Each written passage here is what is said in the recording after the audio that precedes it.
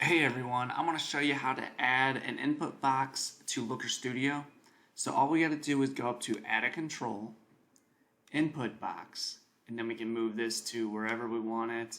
And so right here, our state column populates, and so we can enter a value of, we'll enter in Nevada as our state, and we can see, after we click enter, that our state of Nevada campaigns are popping up.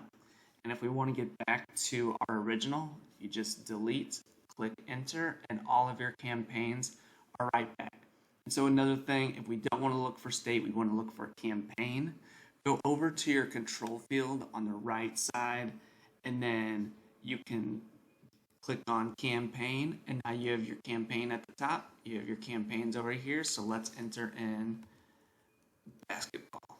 And so now all of our basketball campaigns are now showing up, and we can do the same for any of our different campaigns or state. Anything that we want to change, we can do it from our input box.